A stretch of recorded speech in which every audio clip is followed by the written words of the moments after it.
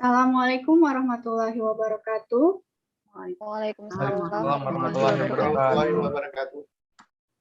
Syukur alhamdulillah, mari kita panjatkan kehadiran Allah Subhanahu wa taala yang telah melimpahkan kepada kita segala nikmat dan karunia-Nya.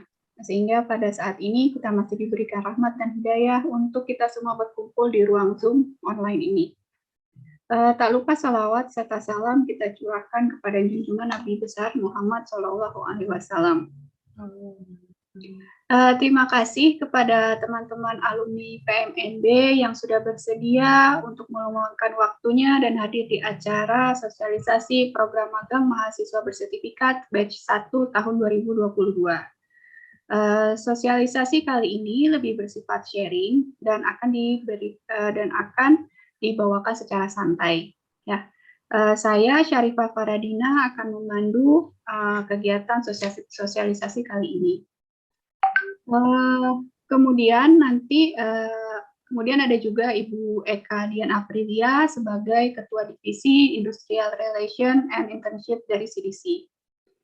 Sekarang mari kita berkenalan dulu dengan teman-teman alumni kita. Yang pertama itu ada Fadlan Akbar Mubarak yang pernah magang di Inalum. Ya. Ya, benar Ibu. Oke. Kemudian ada Deski Munandar. Magangnya di mana, Deski? Di Inalum, Bu. Di Inalum juga ya? Oke. Lalu ada Delsa Alvira yang magang di PT Pos Indonesia ya? Iya, benar, Bu. Oke. Untuk mempersingkat waktu, saya akan memberikan kesempatan kepada Ibu Eka untuk memberikan gambaran umum mengenai PMNB. Oke, baik. Terima kasih Bu Dina atas waktunya.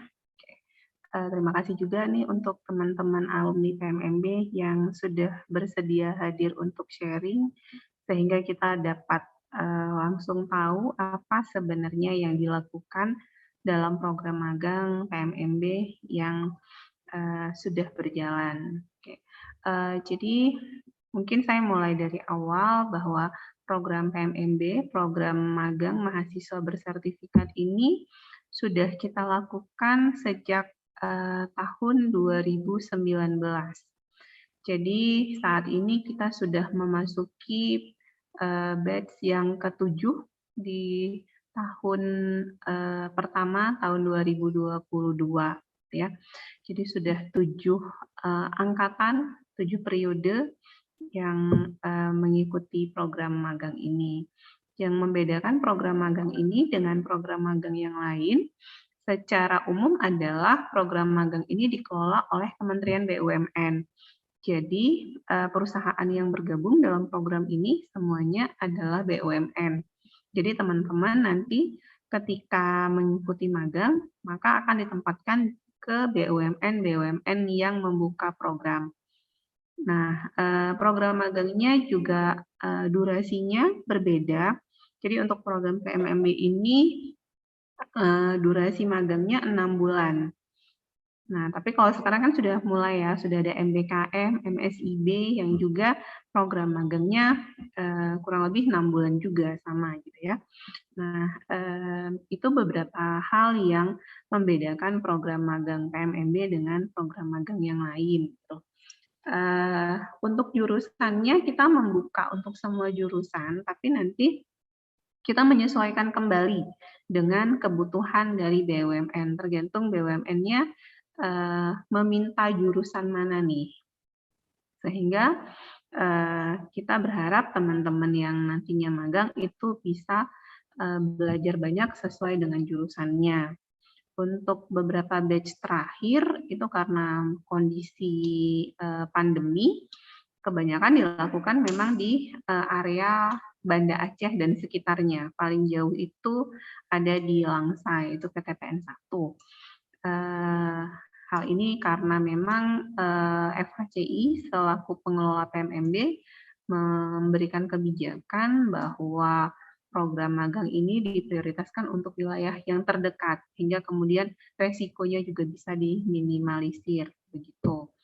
Nah, apalagi ya, mungkin kalau untuk lebihnya program ini, punya beberapa kelebihan. Yang pertama, karena magangnya di BUMN, otomatis ketika nanti ada rekrutmen dari BUMN, maka akan ada penilaian plus bagi teman-teman yang memiliki sertifikat PMMB. Artinya teman-teman sudah pernah punya pengalaman 6 bulan magang atau tahu bagaimana core bisnis dari sebuah BUMN, sehingga mungkin untuk masa penyesuaian menjadi sedikit lebih mudah dibandingkan dengan teman-teman lain yang belum punya pengalaman ini. Terus kemudian keuntungan lainnya apa? Sejauh yang berjalan di 6 batch sebelumnya, program PMMB ini mendapatkan uang saku bagi para pesertanya. Jadi teman-teman bekerja lalu mendapatkan uang saku. Tapi uang saku ini lebih sebagai bonus ya. Jadi kami sih berharapnya bukan itu yang jadi daya tariknya gitu. Jadi uang saku di sini lebih sebagai bonus bahwa ketika kalian sambil belajar ada yang bisa kalian dapatkan selain itu gitu. Nah, yang lainnya adalah teman-teman nanti akan mendapatkan sertifikat yang bisa menjadi bukti bahwa teman-teman sudah mengikuti kegiatan magang selama 6 bulan. Untuk konversi mata kuliahnya, program ini juga mendapatkan konversi dari universitas sesuai dengan arahan dari kementerian. Nah, untuk konversi mata kuliahnya sendiri itu diserahkan kepada program studi masing-masing. Jadi program studi nanti yang akan melihat kesesuaian antara kegiatan magang teman-teman dengan mata kuliah mana yang bisa dikonversi. Mungkin itu Bu Dina secara umum. Oke, baik. Terima kasih Bu Eka untuk pengawalan ataupun untuk awal pembahasan mengenai PMMB-nya. Ya, oke. Itu mungkin secara gambaran umum, secara umum ya, gambarannya secara umum. Kita akan masuk ke sesi sharing. Oke, awal sih pertanyaan awal mungkin untuk Deski dulu. Awalnya apa sih yang membuat Deski lebih tertarik untuk masuk ke program magang ini? Yang pertama, memang saya sendiri dari niat sendiri pengen cari pengalaman, Bu. Nah, jadi alhamdulillah pihak FHC ini mewadahi untuk bisa magang. Dan saya sebenarnya nggak memfokuskan magang di BUMN, kan, tapi BUMN itu menjadi nilai plus, maksudnya jadi bonus gitulah. Alhamdulillah saya lulus di PT Inalum. Kalau Fadlan, bagaimana? Kalau saya sendiri, kalau untuk motivasi mengikutinya itu karena saya pengen melihat langsung bagaimana sih penerapan ilmu teknik industri yang saya pelajari di kuliah dengan yang ada di praktek langsung di perusahaan. Dan alhamdulillah selama program magang saya bisa merasakan yang namanya apa itu teknik industri, karena di sana memang belajar langsung. Belajar langsung di sana ya, di site ya. Oke, kalau Delsa? Awalnya alasan Delsa untuk mengikuti program magang, Bu, itu karena Delsa memiliki ketertarikan di bidang keuangan sama marketing, terutama digital marketing gitu kan. Terus di sini memang Delsa pengen tahu gimana sih core bisnis dari BUMN itu sendiri, dan dapatlah PT Pos. Maka dari itu Delsa tahu dari core bisnis, prosesnya, penyaluran dan segala macam. Maka dari itu Delsa memilih magang PMMB itu sendiri. Oke. Waktu itu Delsa proses seleksinya susah nggak sih? Nggak susah sama sekali. Itu masih Delsa prosesnya. Masih. Jadi itu awal bulan Januari kalau nggak salah, Bu.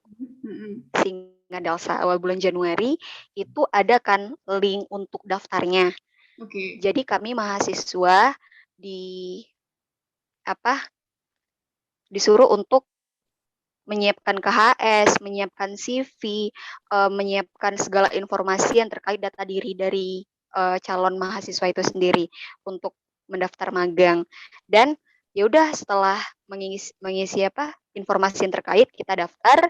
Baru dari itu tes wawancara dari pihak CDC universitas masing-masing. Oke, baik. Oke, terima kasih Delsa. Ya, sama-sama, Fadlan, Bu. kalau Fadlan setelah proses wawancara itu ada proses apa lagi nih untuk supaya bisa diterima di PT Inalum itu? Setelah proses wawancara, nanti kan dari pihak Inalumnya mereka nanti menseleksi secara nasional ya. Karena di batch kami kan ada yang paling jauh itu dari Sulawesi, Ibu. Oh, oke. Jadi seleksinya secara nasional. Ya, kemudian hari dari mereka sendiri yang laporkan ke CDC bahwa ada beberapa mahasiswa yang diterima di Inalum untuk magang di Inalum. Seperti itu, Ibu. Oke. Dari Bu Eka mungkin ada pertanyaan? Oke, mungkin sebelumnya kita ini dulu ya, kalau Fadlan ini dari jurusan teknik industri gitu ya, teman-teman. Deski dari jurusan apa, Deski? Teknik mesin. Teknik mesin gitu. Kalau Delsa dari jurusan manajemen, Bu. Jurusan manajemen. Jadi dari 3 jurusan yang berbeda. Jadi walaupun Fadlan dan Deski itu sama-sama di Inalum, tapi ternyata mereka dari jurusan yang berbeda. Jadi memang BUMN ini meminta beberapa jurusan di dalam satu kali keberangkatan gitu ya. Kecuali Delsa kemarin di pos sendiri ya, kalau nggak salah ya Delsa. Iya, Bu. Di pos sendiri. Tapi kalau di Inalum biasanya tuh ada beberapa.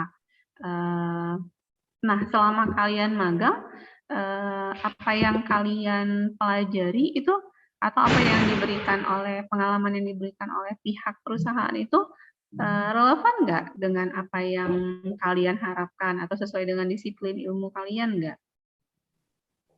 Gimana, boleh? Siapa, Deski dulu? Kalau relevan kayaknya pasti relevan, Bu, karena kemarin pengalaman waktu pas baru datang itu di seksi itu ditanyain udah ada judul skripsi belum? Kalau belum ada, di sana ada banyak judul untuk skripsi, jadi sangat relevan gitu. Kalau bagi yang belum ada judul silakan, itu ada banyak, terutama di teknik mesin ya. Jadi soal dikasih uang saku dikasih judul skripsi ya.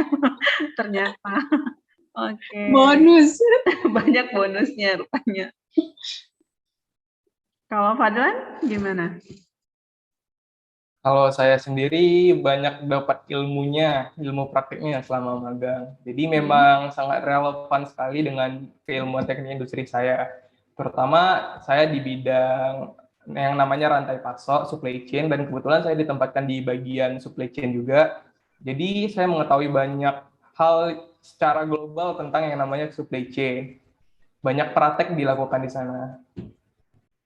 Oke, kalau Delsa nih, biasanya kalau mahasiswa manajemen kan atau ekonomi secara umum kan banyak kan di bank gitu ya. Nah, iya, benar. Kamu nyangka nggak kalau wah kok saya malah dapatnya PT Pos gitu, mau kebayang nggak kemarin magangnya mau ngapain ini di PT Pos gitu ya? Iya, jadi Bu, saya kan dari manajemen tapi konsentrasi keuangan. Jadi saya pikirnya tuh saya bakal ditaruh di bendahara gitu ataupun di bagian ya back office lah, nggak di depan. Ternyata di PT Pos itu dibagi 3 divisi, penjualan, pelayanan, sama distribusi. Yang itu sebenarnya kita bilang nggak relevan sih, tapi ilmu yang bisa Delsa dapetin adalah manajemen itu kan general, Bu. Tapi di PT Pos itu Delsa lebih belajar kayak frontliner, bagian ADM, bagian penjualan gitu. Jadi banyak ketemu orang di PT Pos itu sendiri. Seperti itu, Bu. Kaget nggak waktu itu? Atau misalnya, wah kok begini gitu ya? Bagaimana proses penyesuaian diri? Kayak tadi, mungkin Delsa dapatnya yang agak berbeda gitu ya. Fadlan dan Deski walaupun sama, tapi kan kayaknya sih yang Wow, ini apa namanya kayak dapat mainan baru nih yang besar yang semuanya kayaknya kayak ke toko mainan semuanya ada kayaknya di sini gitu yang tadinya cuma gambarnya ternyata di sini ada yang beneran gitu. Itu gimana rasanya? Itu challenging sih Bu. Kenapa challenging? Karena mungkin ilmu manajemen keuangan yang saya mau tadi ataupun marketing yang saya mau tadi saya nggak dapetin di situ, tapi mental dari mahasiswa untuk masuki ke dunia kerja tuh lebih diasah gitu. Yang tadinya takut, yang tadinya gimana deg-degan segala macam, di situ harus percaya diri untuk ngadepin segala masalah gitu kan, yang berhubungan sama pelanggan contohnya. Oke. Seperti itu sih Bu. Kamu dapat ini juga, dapat apa namanya seragam juga? Atau Enggak, kok seragam enggak. Oh enggak ya gitu ya. Karena di beberapa tempat kan mereka dikasih seragam. Jadi memang kalau orang luar lihat itu nggak tahu. Ini cuma pegawai yang sedang magang, ini cuma mahasiswa magang. Jadi ya itu perlakuannya sama gitu ya. Kalau di sana berarti dibedakan ya, Delta? Iya, dibedain sih. Oke. Nah, Fadlan, Deski? Kalau untuk seragam itu kalau warnanya sama Bu, tapi kalau untuk OJT itu memang untuk magang itu memang ada tulisan on the job training di di dada gitu. Dan di topi juga kalau dari staff itu kan ada garis-garisnya. Kalau OJT itu tanpa garis. Jadi kalau di lapangan itu memang nampak OJT atau enggak. Sedikit tambahan Bu, jadi kan kalau untuk pakaian lapangan sama pakaian kantor itu berbeda. Kalau di Fadlan sendiri dia penempatannya di bagian gedung induknya. Jadi yang bedakannya kalau di lapangan mereka dilengkapi dengan yang namanya safety, alat safety. Ya, kalau di gedung induk dia sekedar yang namanya seragam saja.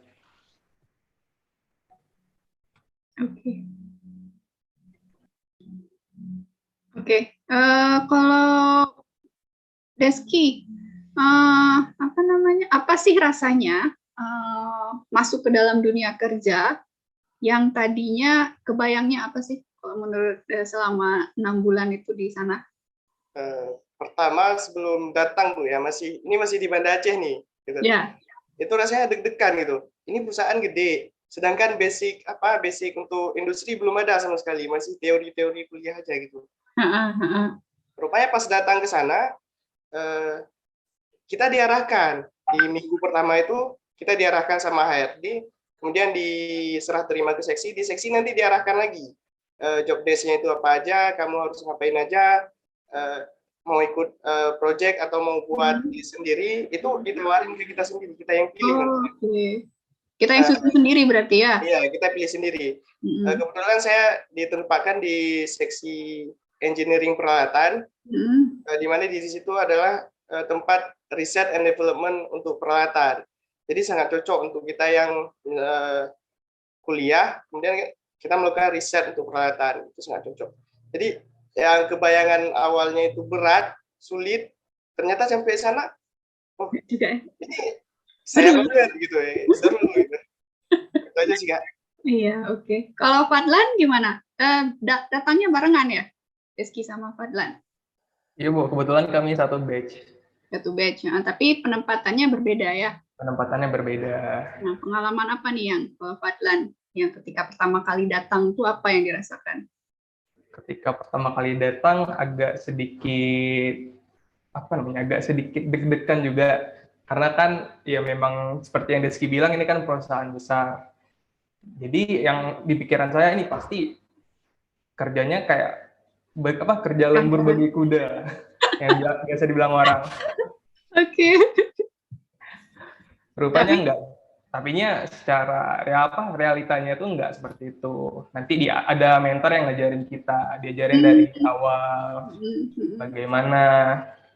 Karena kan ada pembimbing juga di sana nanti Bu. Itu Bu. Oke, baik. Kalau Delsa, gimana Delsa?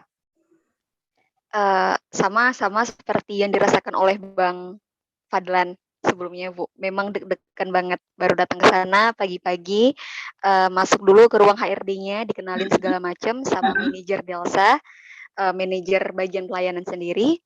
Habis itu Delsa kira di back office nih. Pertama memang nyangka di back office, rupanya langsung masuk pelayanan. Kamu duduk sini ya, nanti lihat kakak ini untuk ngelayanin orang segala macem.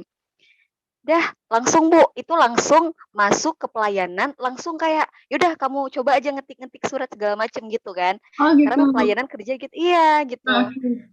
Langsung aja ya deg-degan kan Bu, disuruh nyerah uang pakai mesin, dan Delsa di kuliahan tuh nggak ada, disuruh ngitung uang pakai mesin segala macam, ya udah adalah memang langsung gitu Bu. Delsa kira kan latihan-latihan dulu segala macam, tapi ya dari langsung itu ada latihan-latihan, ada yang duduk sebentar untuk liatin kakaknya sendiri kerja gitu. Oke. Jadi kalau misalnya bisa kita lihat, ternyata banyak sekali kegiatan-kegiatan yang bisa dilakukan selama 6 bulan tersebut ya di sana. Ada yang sampai lembur-lembur nggak sih? Ada pengalaman lembur? Oh, Padahal ada ya. Karena kan juga Bu. Oh, Deski ada. Delsa ada? Ada. Oh, ternyata ada semua ternyata ada. Ya. Oh, ternyata gitu ya. Benar-benar kerja gitu ya. Tapi lebih enak lembur kayaknya Bu. Ada plus-plusnya gitu. Ada plus-plusnya. Apa ya plus-plusnya? Silahkan hubungi Deski. Kalau penasaran boleh langsung japri ya. Apa sih plusnya kalau lembur gitu? Artinya nggak ada masa tarik nafas dulu ya, begitu sampai langsung hari pertama kerja, nggak juga di ini dulu ya, adik-adik selamat datang bla bla bla, langsung ternyata ya. Begitu datang benar-benar disuruh kerja gitu. Oke, langsung kerasa bedanya antara kuliah dengan kerjanya gitu ya. Jadi sekarang gimana? Maksudnya setelah kemudian magang, sekarang setelah selesai magang itu ada perubahan rencana atau pemikiran dari yang sebelum magang dan sesudah magang nggak?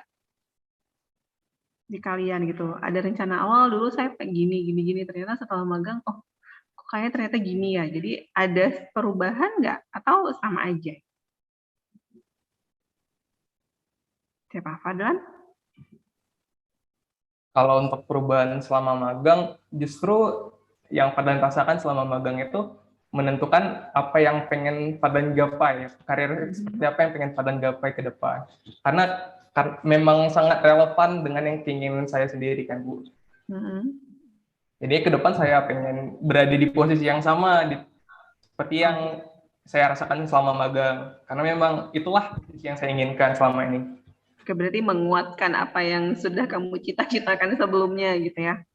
Iya Bu. Oke, baik. Kalau Delsa gimana?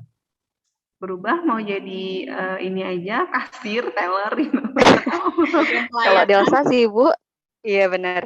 Kalau Delsa sih karena udah lumayan paham nih mengenai cara kerja di BUMN itu seperti apa. Kedepannya Delsa pengen banget berkarir di BUMN, tapi di ratingnya lebih tinggi lagi. Mungkin di bagian pertambangan ataupun di bagian keuangan gitu kan, yang lebih relevan lah gitu. Oke, jadi sudah lebih percaya diri untuk menetapkan target yang lebih tinggi gitu ya. Iya benar. Setelah mencoba, oh ternyata setelah dicoba bisa kok gitu ya. Kalau dibayang-bayangkan kayaknya nggak bisa gitu ya, tapi ternyata kalau dicoba bisa gitu.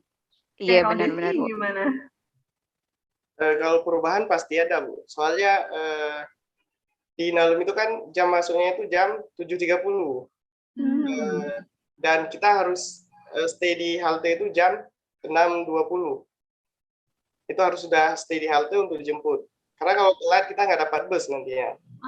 Nah, jadi di situ kita belajar disiplin. Karena nggak boleh telat itu, disiplin.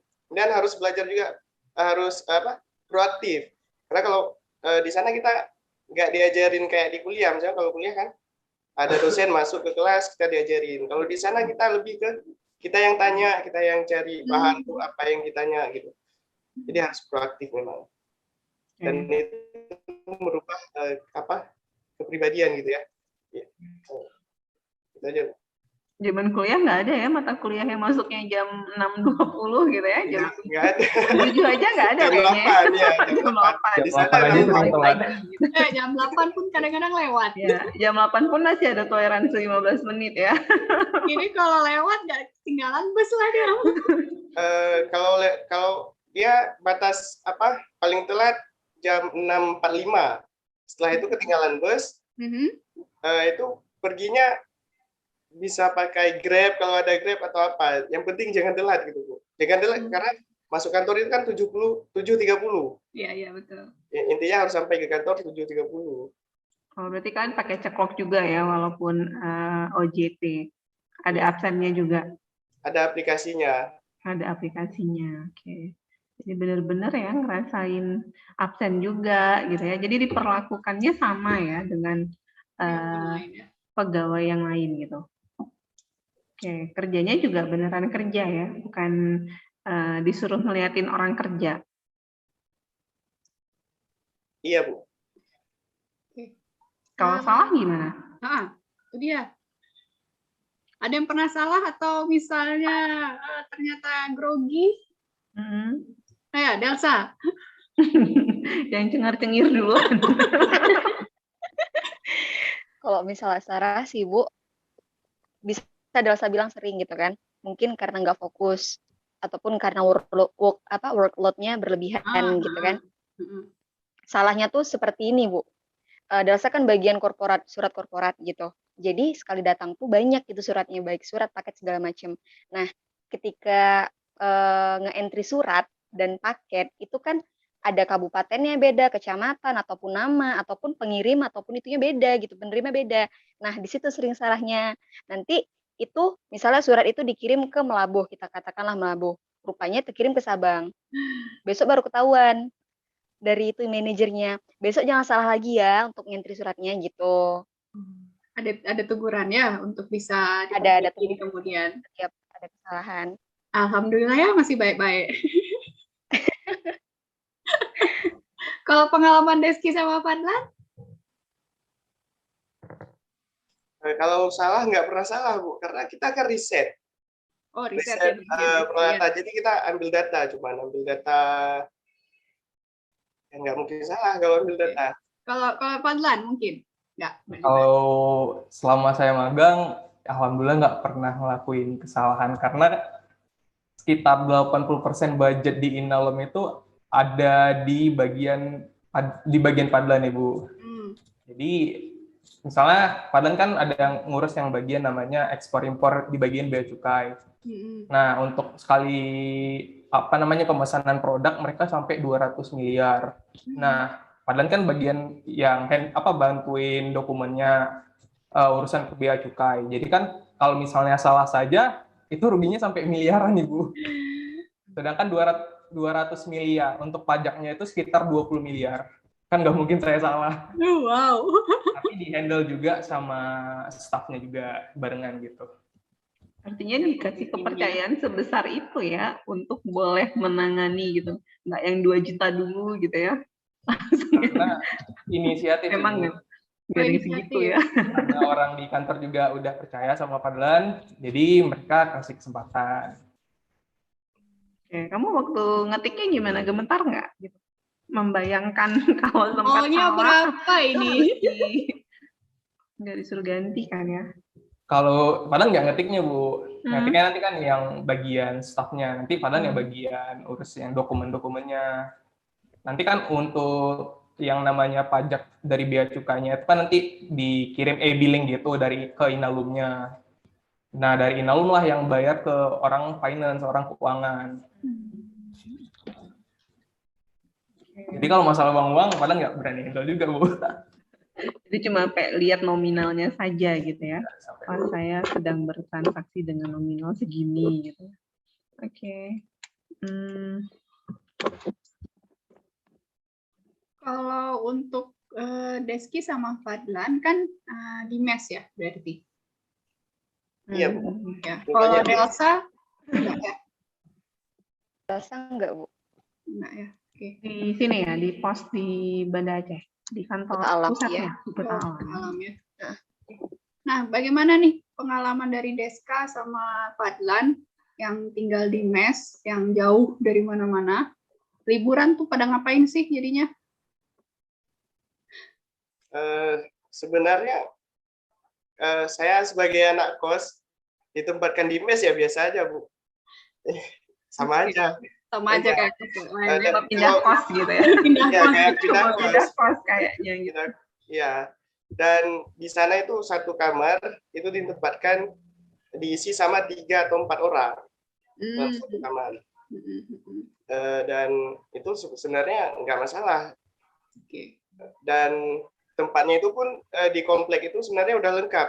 Di situ ada pasar dan juga ada swalayan.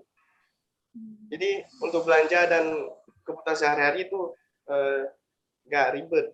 Nggak ribet juga ya berarti ya. Di sana juga disediain dapur. Oh, ada dapur. Dapur, kemudian kulkas dan juga mesin cuci. Oke. Jadi untuk keseharian itu udah aman gitu. Sudah terhandle lah ya. Terhandle. Nah, ini menyambung, mungkin banyak teman-teman yang pengen ikut magang tuh kepikiran gitu ya. Apalagi kalau misalnya ditempatkan agak jauh dari misalnya domisili di Banda Aceh, rata-rata mungkin di Banda Aceh ada kos, ada rumah pribadi gitu ya. Nah, kalau kayak teman-teman nih yang harus keluar kota, selama ini kan PMMB menyediakan uang saku gitu kan. Nah, kalau misalnya sampai harus keluar kota kayak kalian, oke disediakan mes, itu untuk biayanya gimana? Tercover nggak? Atau misalnya kita harus mengeluarkan biaya sendiri dari kantong sendiri gitu? Gimana, Fadlan? Kalau untuk uang sakunya itu cukup tercover karena kami kan memang udah dikasih mes, segala macam peralatan udah ready nih, tinggal kita pakai aja. Kalaupun mau liburan atau mau main-main, di Nalum juga disediakan yang namanya kayak tempat olahraga, tempat jogging, tempat futsal, mereka udah sediain. Jadi kalau untuk uang sakunya itu cukup-cukup aja sih Bu, kalau untuk daerah Hinalum, karena juga nggak banyak keluar-keluar, waktu itu lagi masa pandemi Bu, jadi sedikit menghemat. Jadi menghemat. Budget jalan-jalan. Berarti cukup lah ya, maksudnya kalau kan mungkin banyak yang pengen tapi nanti harus mengeluarkan biaya sendiri selama 6 bulan gitu kan, agak mikir juga gitu. Ternyata kalau misalnya di mes gitu masih bisa tercover gitu ya. Kalau Delsa gimana? Kamu asli Banda Aceh? Saya asli Aceh Tamiang, Bu. Oh, Aceh Tamiang. Berarti di sini ngekos. Iya, di sini itu gimana? Uang saku dan lain-lainnya itu cukup untuk misalnya transportasi dan pengeluaran kamu cukup mengcover nggak? Kita kan nggak nyari untung ya. Iya, benar-benar. Magang kan bukan untuk ngumpulin duit buat uang saku, tapi setidaknya tuh uang saku yang diberikan itu apakah kemudian mengcover misalnya transportasi atau misalnya apa gitu pengeluaran yang kalian lakukan selama 6 bulan itu tercover nggak dari uang itu? Alhamdulillahnya tercover sih Bu, karena kan untuk kalau kita bilang pengeluaran kan cuman transportasi sama makan doang gitu. Makan siang sama transportasi doang, dan alhamdulillah bisa lah Bu, tercover. Oke. Saya sih ada satu pertanyaan terakhir mungkin ya untuk Deski, Fadlan sama Delsa. Apa sih saran dari Delsa, Deski maupun Fadlan untuk teman-teman ataupun adik-adik kalian yang mau ikut join ke PMMB ini? Ada saran nggak? Nah, Deski deh dulu. Kalau saran dari saya, jangan takut untuk melamar di perusahaan-perusahaan besar, dan jangan takut juga untuk melamar di tempat-tempat yang di luar daerah atau jauh dari tempat domisili. Karena kita jangan menilai sesuatu itu dari luar. Contohnya kayak kita menilai orang Medan itu ngomongnya kasar-kasar. Ternyata pas saya datang ke sana, mereka lebih lembut daripada orang Aceh malahan. Serius. Ternyata ya. Bahkan orang tuh sempat Bahkan mereka sempat bilang orang Aceh judes katanya. Oh, gitu. Ya. Jadi jangan takut, kemudian berani aja gitu. Itu saran dari saya. Adlan? Kalau saran dari saya, dicoba aja yang namanya magang. Karena memang itu merupakan suatu experience, kesempatan. Itu bisa nambah yang namanya CV kita, pengalaman kita. Nanti mereka akan bisa, kalau recruiter gitu kan biasa ngecek nih, ini ada pengalamannya apa gitu. Kan juga sebagai poin plus juga dari kita. Jangan pernah takut untuk mencoba. Coba saja, karena memang banyak ilmunya selama magang. Jamin nggak rugi deh. Ya rugi ya, untung semua. Untung semua. Untung semua. Delsa? Kalau Delsa lebih kepada pesan-pesan nih untuk para calon mahasiswa-mahasiswi magang PMMB yang pengen ikut magang. Kenapa kalian harus ikut magang? Karena di sini kalian mental dilatih gitu kan, dilatih yang awalnya di dunia pendidikan itu beda, di dunia di dunia kuliah itu beda sama tempat magang, dan mental kalian dilatih, dan di situ kalian dituntut untuk harus kuat gitu kan. Kita nggak bisa ekspektasi Bu, kalau di tempat magang kita ya baik-baik aja, kita nggak bakal diceritain orang, kita maksudnya ya kayak mana ya, let it flow aja tuh nggak bisa gitu. Jadi mental harus kuat dan adaptif. Gimana pun cerita adaptif lah dengan lingkungan, nggak boleh sombong dan segala macemnya. Dan ya seperti itu, Bu.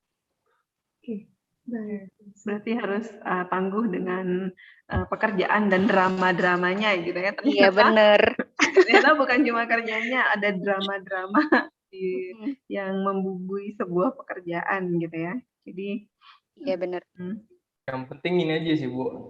Seperti mentor-mentor saya bilang, kalau di tempat kerja itu yang diutamakan itu ramah sama sopan. Insya Allah nanti semua orang itu bakalan yang namanya ngebantu kita. Betul sekali. Itu modal utama sih.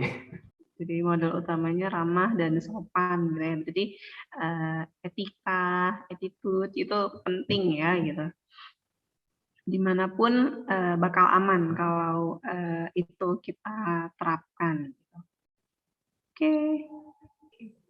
Dari Bu Eka mungkin ada pertanyaan lainnya?